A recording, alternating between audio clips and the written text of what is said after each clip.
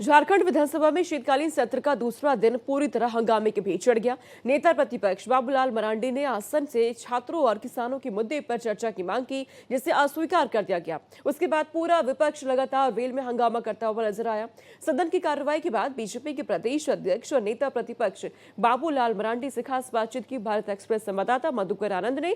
सुनिए उन्होंने केंद्र को लेकर राज्य सरकार के बहाने बनाने पर क्या क्या कहा। झारखंड विधानसभा के शीतकालीन सत्र में दूसरे दिन विपक्ष के तेवर शुरुआती दौर से ही दिखाई दिए।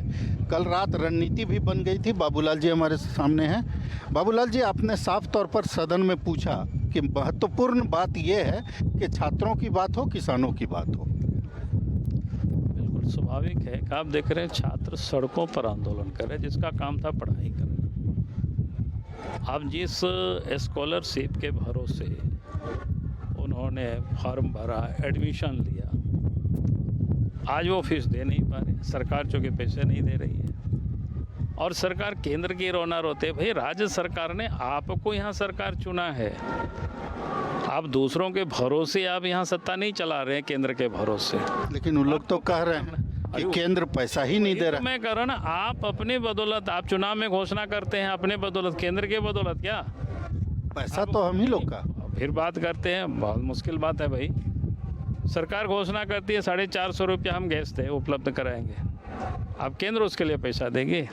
आप कहते हैं कि 2500 रुपया मैया योजना में 18 से 50 वालों को पैसे देंगे, तो केंद्र पैसा देगी।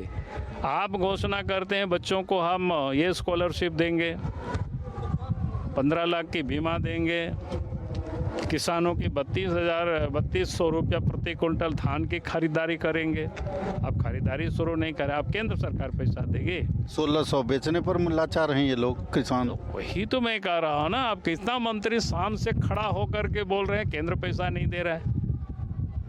भाई झारखंड की जनता तो आपको यहाँ चुना है, आपको सत्ता में बैठाया है, आपने जो वादा किया है वो आपको निभाना है।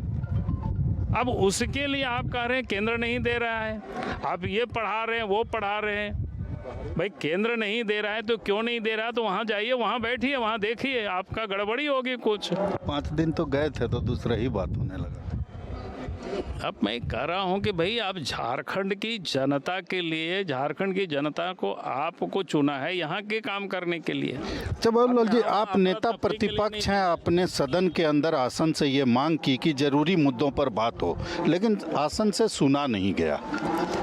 अब सुना नहीं गया तो हमारी जितना दायित्व है, हमने कहा कि अपोजिशन का जो दायित्व है उस दायित्व को हम निर्वाह करेंगे, ईमानदारी से करेंगे, मजबूती के साथ करेंगे। अब वो काम मैं कर रहा हूँ। तो बाबूलाल जी का साफ तौर पर कहना है कि केंद्र का रोना जो है वो हेमंत सरकार जिस तरह से शुरुआती दौर से ही रो रही है, आखिर जब आपकी घोषणाएं होती हैं तो भरोसे केंद्र के नहीं होती हैं। इस बात को सरकार को समझना चाहिए।